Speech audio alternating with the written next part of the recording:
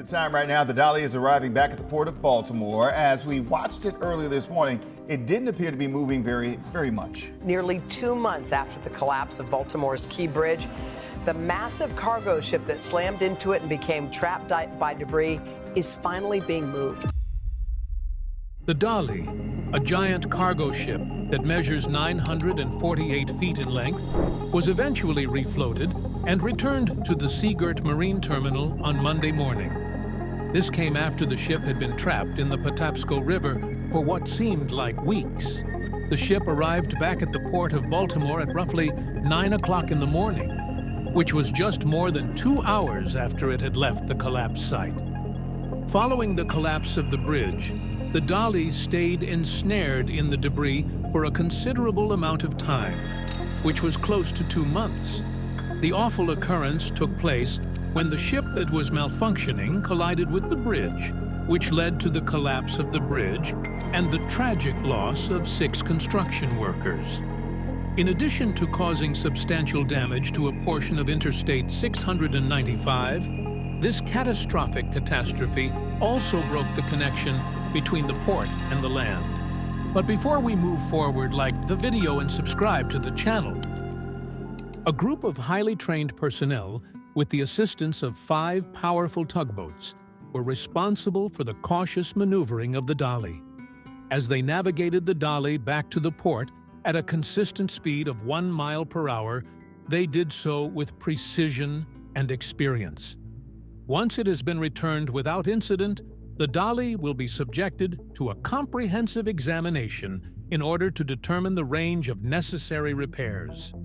It is with great gratitude that the Unified Command has made available a compelling time-lapse that demonstrates the entire process of removing the Dali. But at this point, what should we do?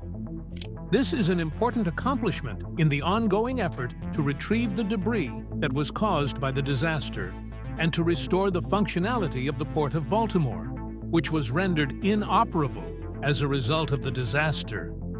The disposal of the ship makes it possible for commercial vessels with deep drafts that have not yet collapsed to enter and exit the Port of Baltimore without any difficulty. As stated in a joint statement, the Unified Command is working diligently to remove the remaining wreckage from the Fort McHenry Federal Channel. The Unified Command said in the statement, "The refloating and relocation of the MV Dale to its new location went off without a hitch, and we are filled with overwhelming happiness as we watch it happen. We are going to keep working relentlessly until the channel has been entirely restored to its previous state completely." During the response to the Key Bridge incident, the Unified Command, which is made of a number of different agencies, is actively working together. According to their projections, the operating width of the Federal Canal will be increased to 400 feet, and its depth will be increased to 50 feet, respectively. The personnel that are responsible for salvaging the bridge are working hard to remove the remaining debris from the bridge. In order to make use of their crane and barge assets, which were already available at the location, they are applying them. This procedure will be repeated and carried out until the width of the Federal Canal is completely restored to its former level of 700 feet. Furthermore, the technicians are making certain that all of the steel that is located below the mud line has been entirely removed. Their primary objective is to return the region to the condition it was in before they arrived.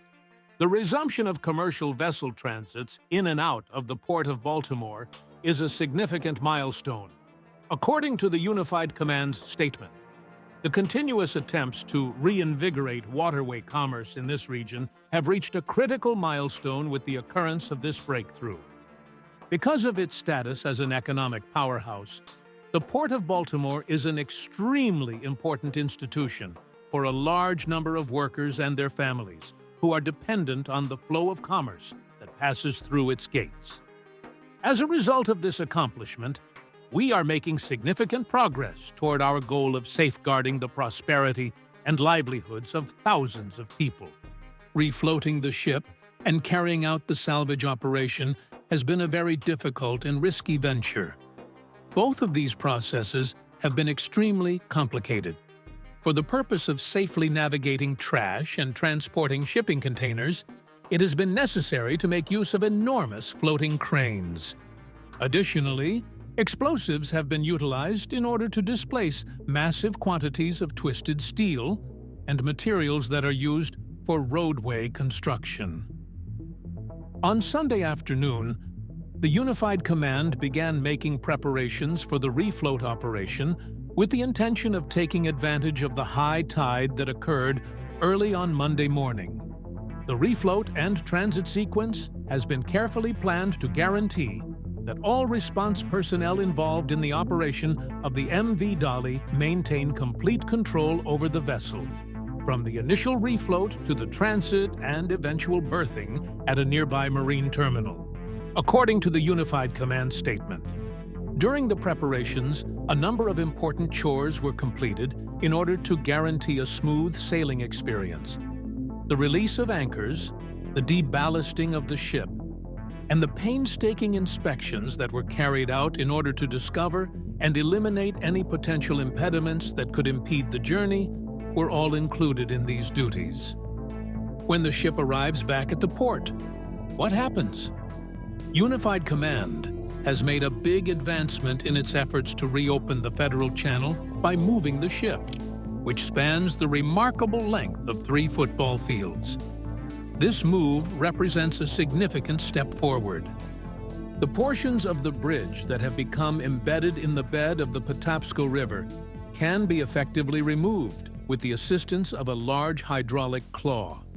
Through the implementation of this cutting-edge technology, the project will be able to be expanded to a much bigger size, so guaranteeing that all of the essential components will be accounted for and appropriately addressed. The remaining wreckage will be safely offloaded and transferred to Sparrows Point once the ship arrives at the local dock.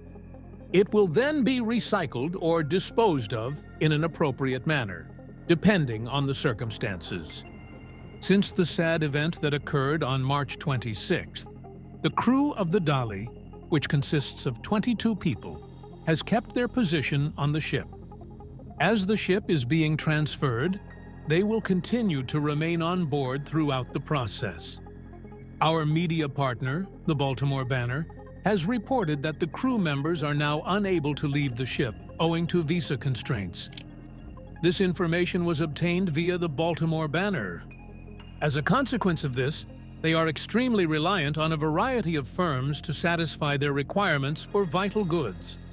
There was a lack of clarity regarding the timetable concerning when the ship that was experiencing technical difficulties would resume its journey from the Port of Baltimore.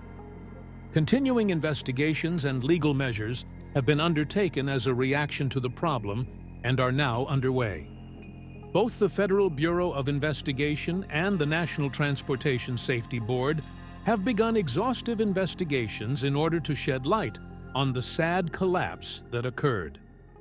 Additional legal action has been taken by the City of Baltimore, which has filed a lawsuit against the owners and operators of the cargo ship, alleging charges of negligence as the basis for the complaint. For the purpose of providing help in the ongoing litigation that is associated with the collapse, Attorney General Anthony Brown of Maryland was granted permission to employ the services of 5 outside law firms last week.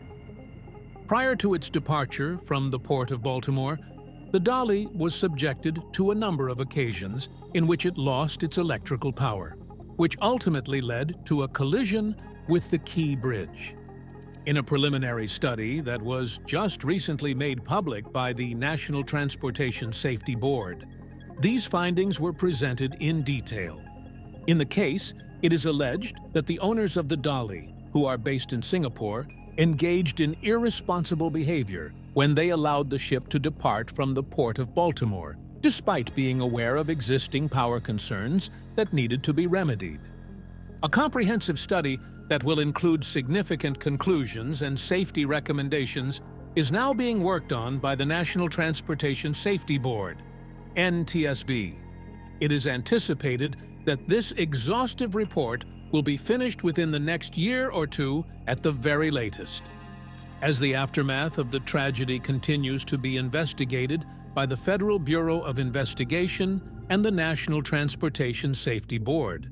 Legal actions have been begun by Baltimore City against the owners of the ship for suspected carelessness. The purpose of these investigations is to identify the underlying causes and to prevent similar incidents in the future. Despite being unable to leave the ship owing to visa limitations, the crew of the Dali continues to receive support from a variety of charitable organizations.